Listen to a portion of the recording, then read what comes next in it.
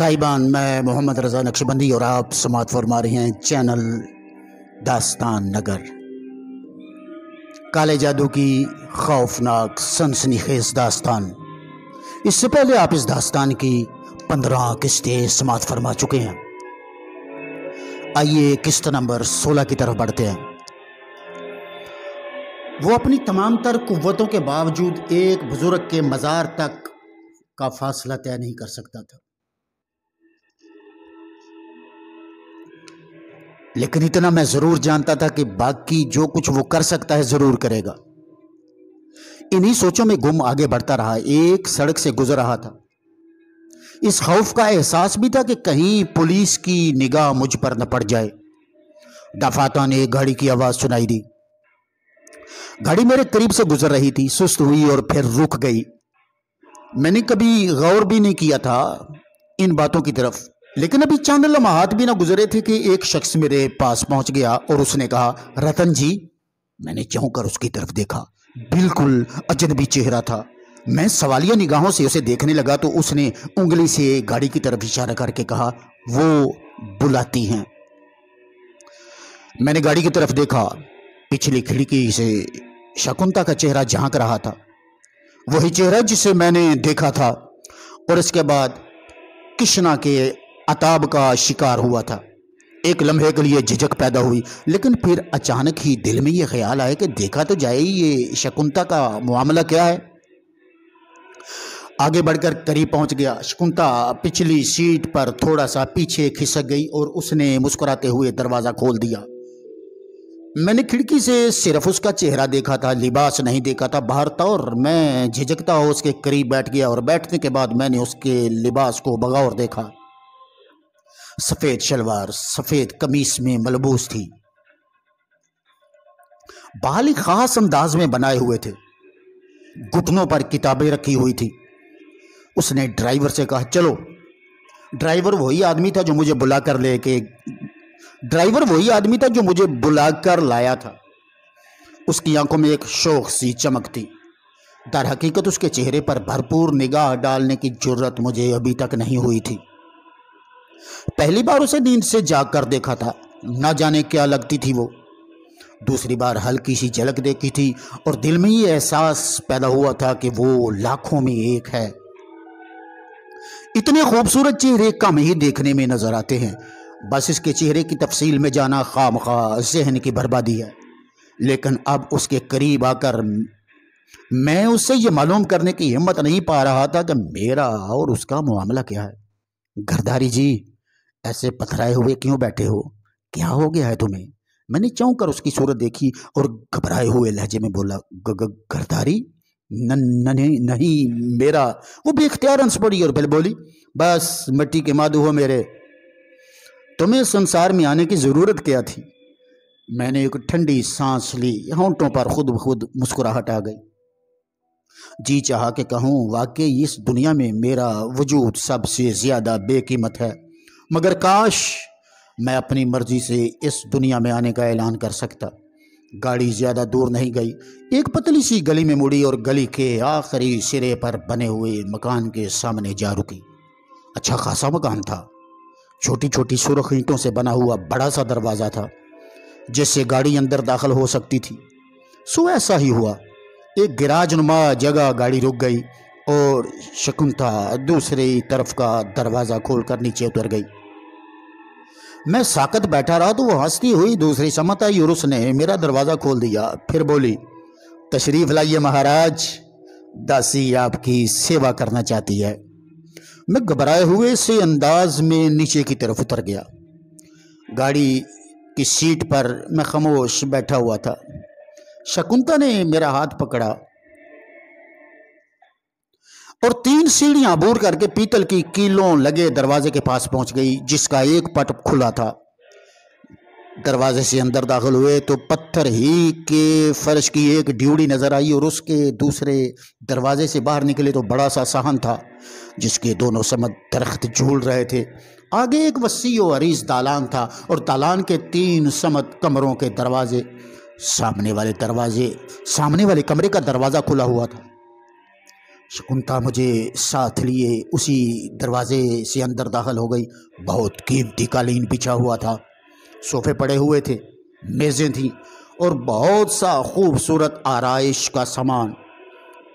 उसने छत में लगा हुआ पंखा चला दिया और मुझसे बोली, पधारिए। मैं सोफे पर बैठ गया।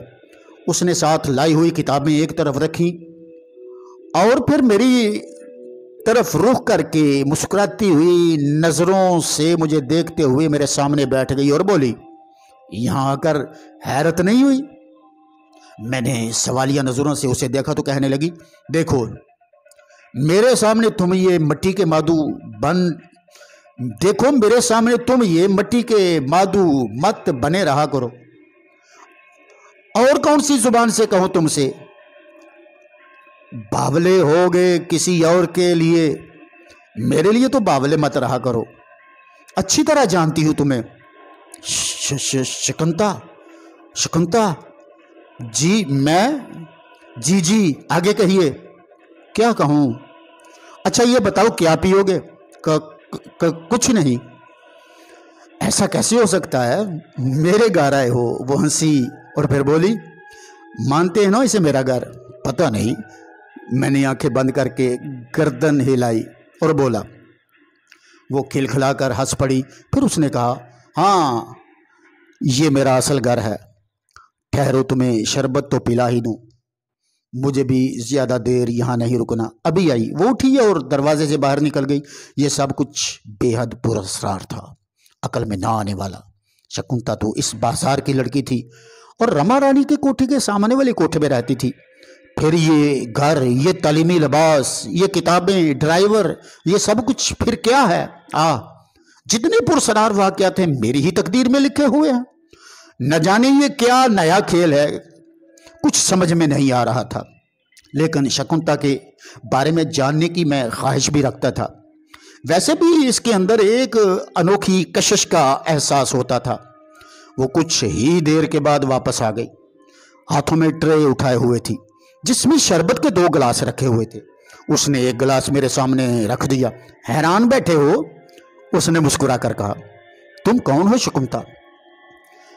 मुझे लोग शकुंतला कहते हैं, लेकिन मैं रतन की रत्ना हूं। बहुत बार जी चाहा कि तुम्हें यहां लाऊं, मगर गोपाल जी गोपियों के बीच से निकलते ही नहीं। ये आज कहां भटक गए थे? मैं? तू और कौन? एक बात कहूं रतन जी? कहो। सपना, मोहनी और सोनिया भी यही कहती हैं और मैं भी। तुम पागल नहीं हो, पागल बने हुए हो। और जाने किसे पागल बनाने के लिए तुम पागल बने हो, मुझे नहीं बताओगे क्या? यही कि तुमने ये रूप धारण क्यों किया है? इससे पहले तुम्हें कुछ बताना होगा शकुंतला, मैंने लहजा बदल कर कहा और वो चौंक पड़ी। गालबन उसे मेरा ये बदला हुआ लहजा अजीब लगा था। उसकी आंखों में हैरत के आसार नजर आने लगे। फिर उसने संभल कर कहा, कैसी बात? कौन सी बात? तुम मुझे कब से जानती हो? न जाने कब से। शायद इससे पहले मैं तुमसे रमा रानी के यहाँ नजर आई। यकीन करो रतन, जब मैंने तुम्हें वहां देखा तो लगा जैसे मेरा कोई सामने वाले घर में पहुंच गया हो। तुम मुझे उस घर के लगे ही ना थे। राधा से पूछा तो राधा ने बताया कि रमा जी यात्रा को गई थी। वहां किसी मंदिर के पास तुम उन्हें मिल गए थे और वो तुम्हें साथ ले आई। राधा की बात मन को झिझी नहीं थी, पर तुम अपने होकर अजनबी से लगे। सब लोग कहते थे तुम बावले हो, पर मेरा मन कभी न माना। रतन, भगवान की सौगंध, तुम इतने अपने लगे हो कि कभी कभी ये सोचने पर मजबूर हो जाती हूँ कि मेरा तुमसे पिछले जन्मों का कोई नाता है। ये जगह जहाँ तुम इस वक्त हो और शकुंतला तुम्हारा ये रूप, हाँ तुम्हें हैरत हुई होगी। इसके पीछे एक छोटी सी कहानी है। वो बोली। क्या? मैंने पूछा। रतन, जहाँ तुम रहते हो वहाँ की बातें अब तो सबकी सब जान गए होंगे। बड़ी अजीब सी जगह है वो। मेरी माँ बिमलावती बहुत सख्त है। मेरे पिताजी का नाम मुझे कभी नहीं बताया। सुना है कि बहुत बड़े आदमी हैं। बिमलावती से अब उनका कोई रिश्ता नहीं रहा, मगर उन्हें यह मालूम था कि मैं उनकी औलाद में से हूँ। उन्होंने मुझे अपने साथ ले जाना चाहा तो मेरी माँ विमलावती ने साफ साफ इनकार कर दिया। बात बहुत आगे बढ़ी और बहुत झगड़े बीच में आए। फिर तय ये हुआ कि मैं अपनी माँ के साथ ही रहूंगी, मगर नाच गाने का काम नहीं करूंगी।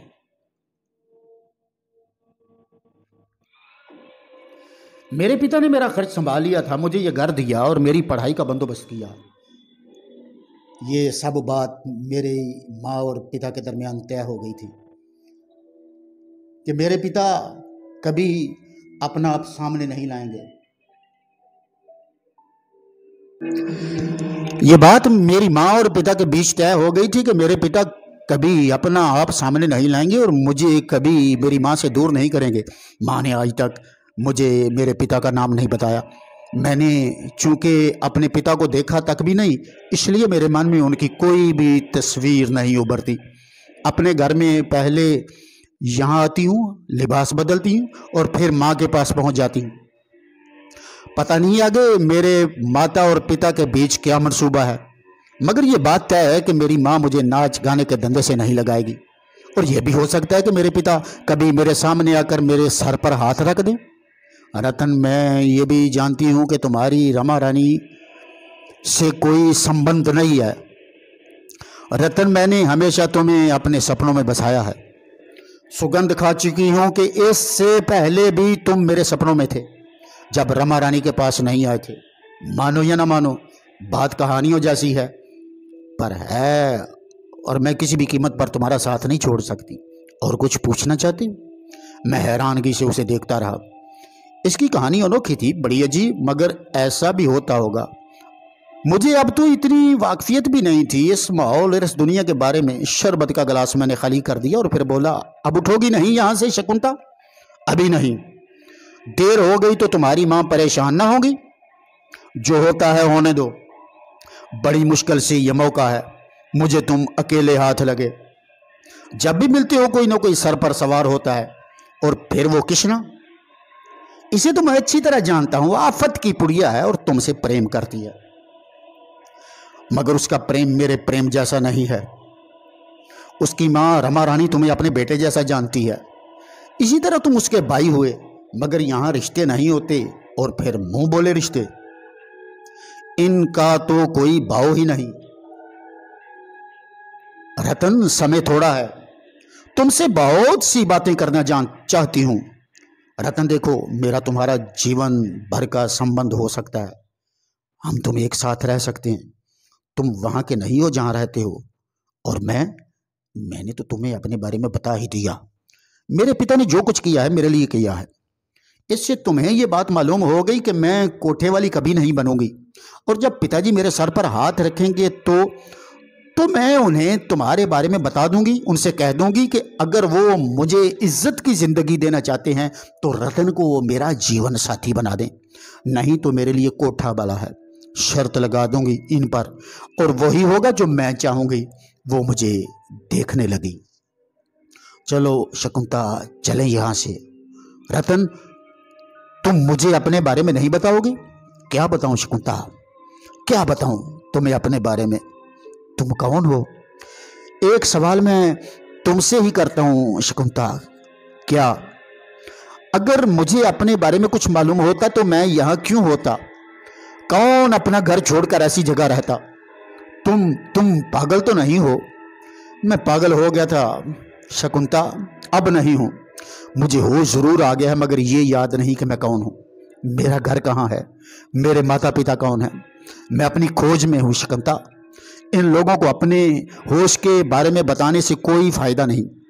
क्या मिलेगा इससे? बल्कि ये मुमकिन है ये जगह भी छीन जाए, ये आसरा भी छीन जाए। मेरे पास तो कोई ठिकाना भी नहीं है, कहां जाऊंगा मैं? मेरी आवाज बर्रा गई। शकुंतला मुझे हैरानी से देख रही थी। उसने मेरी बातों पर यकीन कर लिया था। भगवान करे तुम्हें सब कुछ याद आ जाए, मगर खुद को अकेला क्यों समझते हो? मैं जो हूं, सुनो, मैं रोज कॉलेज जाती हूँ, यहीं से जाती हूँ, यहीं वापस आती हूँ। तुम रोज यहाँ आ जाया करो, हम कुछ वक्त साथ गुजारेंगे और फिर वहां जाकर तुम मुझसे अजनबी हो जाया करो। इस तरह मेरे मन को शांति रहेगी और किसी को पता भी नहीं चलेगा। खतरा पैदा हो जाएगा शकुंता, तुम्हारे लिए भी और मेरे लिए भी। हाँ, कभी कभी हम मिल लिया करेंगे, मैं खुद यहां आकर तुमसे मिल लिया करूंगा, जैसे तुम्हारी मर्जी। शकुंता ने कहा, मैं चलूं? हाँ जाओ, मैं कुछ देर के बाद आ जाऊंगी ताकि किसी को शुबा भी ना हो। उसने बड़ी चाहत से रुखसत किया था। मेरे दिल पर बड़े बोझ थे, अनोखी कहानियों के बोझ, अनोखे वाकयात के बोझ। खान साहब की मौत, रेल का हादसा, मनहूस भोरिया चरण से मुलाकात, उसके अल्फाज, उसके काम के सिलसिले में अपनी इस्तकामत, ये सारी बातें ज़हन मुंतशिर कर रही थी। और फिर शकुंता, अनोखी कहानी थी उसकी। वापस आ गया और कोई नई बात ना हुई। शाम हो गई, माहौल बदल गया और रिश्ते बदल गए, चेहरे बदल गए। मेहमानों के लिए हार लेने निकला था, हार लेकर वापस आ रहा था कि सारी जान आंखों में सिमट आई। जो देखा नाकाबिले यकीन था। क्या मैं जो कुछ दिख रहा हूं दुरुस्त है? क्या मैं जो कुछ देख रहा हूं दुरुस्त है? क्या ये मामूर रियाज ही है? आंखें धोखा नहीं दे रही थी। ये उन सूरतों में से एक सूरत थी जो आंखों की हसरत बन चुकी थी। मामू रियाज हमारे मामू ही नहीं, दोस्त भी थे। इतना अच्छा वक्त गुजरा था उनके साथ कि अब याद भी करता तो यकीन नहीं आता था। मगर वो तन्हा नहीं थे, उनके साथ 3 और आदमी भी थे। एक लंबे तड़ंगे नवाबों जैसे होलिये के साहिब, बारीक मलमल का कड़ा हुआ कुर्ता पहने, सिल्क की शेरवानी जिसके सारे बटन खुले हुए थे, दूध जैसा सफेद रंग, तलवार कट स्याह मूछें, सर पर तिरछी टोपी, चूड़ीदार पजामा जिसमें कलाबतों के फुंदने वाले आजार बंद, जिसका फुंदना कुर्ते से नीचे, वार्निश का लोफर शूज जिसकी चिरर चिरर शोर के बावजूद सुनाई दे रही थी। होंठों पर उनकी धड़ी जमी हुई थी। दूसरे 2 भी किसी हद तक ऐसे ही लिबास में मलबूस थे। अलबत्ता मामू रियाज शलवार कमीज पहने हुए साफ सुथरे नजर आ रहे थे, मगर इन साहब के साथ चलते हुए इनका अंदाज भी मुअद्दबाना ही नजर आ रहा था। दिल ने पूरा यकीन कर लिया कि ये मामू रियाज ही है। बदन में फुरीरी सी आई, पांव आगे बढ़े, जी चाह दौड़कर लिपट जाऊं, इतना रोमों की आंखें आंसुओं के साथ बह जाएं, मगर अकल ने रोका। अपने बारे में कुछ अंदाजा है मसूद? हाथों में फूलों के हार पड़े हुए हैं, एक बुरी जगह रहता है, हराम की कमाई पर जी रहा है। क्या लग रहा है? इसका इल्म है, और फिर इसके बाद क्या होगा? वही सब कुछ ना जिससे बचना चाहता है। मगर मामू को कैसे छोड़ सकता हूं? ये तो पता चले कि वो शक्तिपुर में कब आए, अम्मी और अब्बा कहाँ हैं, सब कैसे हैं, उन्हें महमूद के बारे में बताऊं। ना जाने अम्मी और अब्बा का क्या हाल होगा। रत्ना, किसी ने मुझे पुकारा और मैं चौंक पड़ा। घूम कर देखा, मालती थी। यहाँ खड़े सो रहे हो, वहाँ रमा रानी इंतजार कर रही हैं तुम्हारा। मालती, तुम ये हार ले जाओ, मुझे कुछ काम है। अरे लेकर जाओ दौड़ते हुए, मैं दूसरे काम से जा रही हूँ, मालती ने कहा और गर्दन झटकर आगे बढ़ गई। मैं रुककर इन लोगों को देखता रहा। वो सामने वाले कोठे की सीढ़ियां चढ़ने लगे। ये इत्मीनान हो गया कि वो लोग बेलावती के मेहमान हैं। पहले हार दे आऊं, इसके बाद आ जाऊंगा और फिर कुछ सोचूंगा। तेजी से आगे बढ़ा, ऊपर पहुंचा तो शरीर कृष्णा नजर आई, सरक बड़क जोड़े में मलबूस, पाउडर से सजी हुई, आंखों में काजल के डोरे सजे हुए। गजरे लाए हो? उसने पूछा। हाँ, इसमें है, ये संभालो, मुझे कुछ काम है। मैंने उसे पुड़े देने की कोशिश की और वो पीछे हट गई। मुझे भी काम है, मेरे साथ आओ। कृष्णा, ले लो जल्दी से, बड़ा नुकसान हो जाएगा, मैंने आशी से कहा। ना रतन जी, आओ, मुझे भी काम है तुमसे। मालती नहीं है, वरना तुम्हें तकलीफ ना देती। वो वापस मुड़ गई। रमा रानी, राधा और लक्ष्मी हाल कमरे में थी, जहाँ तबले की थाप और सारंगी के साथ घुंघरू छिनक रहे थे। मजबूरन मैं कृष्णा के साथ कमरे में दाखिल हो गया। कृष्णा ने पुड़े खोले, गजरे निकाले और फिर मोती के फूलों का एक हार मुझे देकर बोली, इसे मेरे बालों में सजाओ।